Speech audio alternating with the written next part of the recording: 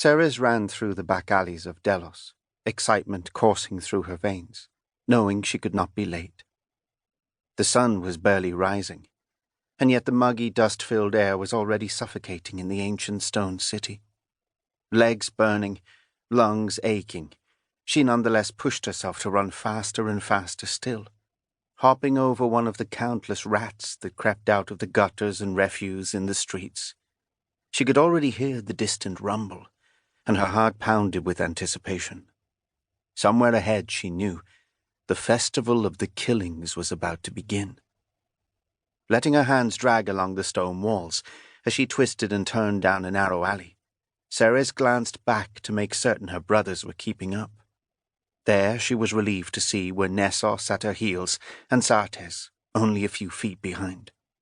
At 19, Nessos was just 2 sun cycles older than she, while Sartes, her baby brother, 4 sun cycles younger, was on the verge of manhood. The two of them, with their long sandy hair and brown eyes, looked exactly like each other, and their parents, and yet nothing like her. Still, though Ceres might be a girl, they had never been able to keep pace with her. "Hurry!" Ceres yelled over her shoulder. Another rumble came, and although she had never been to the festival, she imagined it in vivid detail.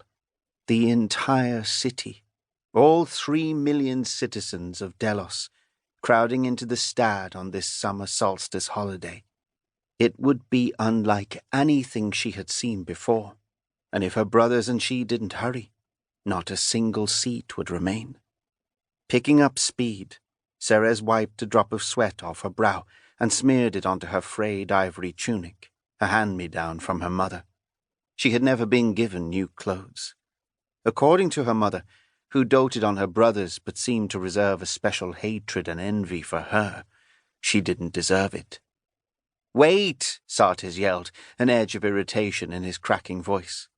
Ceres smiled. "Shall I carry you, then?" she yelled back. She knew that he hated it when she teased him, yet her snide remark would motivate him to keep up.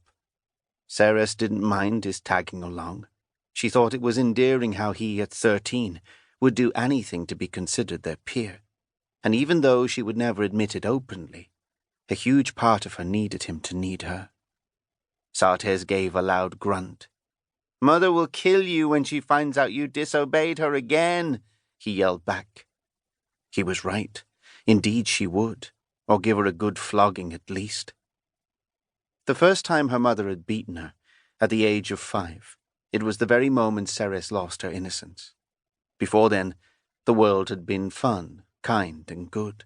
After that, nothing had ever been safe again, and all that she had to hold on to was her hope of a future where she could get away from her.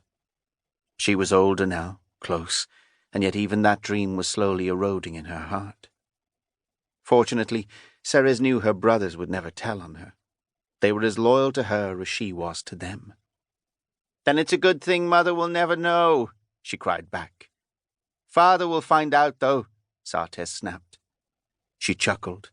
Father already knew. They had made a deal. If she stayed up late to finish sharpening the swords due for delivery at the palace, she could go see the killings, and so she did. Ceres reached the wall at the end of the lane, and without pausing, wedged her fingers in 2 cracks and began to climb. Her hands and feet moved swiftly, and up she went, a good 20 feet until she scrambled to the top. She stood, breathing hard, and the sun greeted her with its bright rays. She shaded her eyes with a hand. She gasped. Normally, the old city was dotted with a few citizens, a stray dog or cat here and there, yet today it was positively alive. It swarmed with people. Ceres could not even see the cobblestones beneath the sea of people pressing into Fountain Square. In the distance, the ocean shimmered a vivid blue, while the towering white stad stood as a mountain among twisting roads and sardine-packed 2- and 3-story houses. Around the outer edge of the plaza, merchants had lined up booths, each eager to sell food, jewelry, or clothes. A gust of wind brushed against her face, and the smell of freshly baked goods seeped into her nostrils.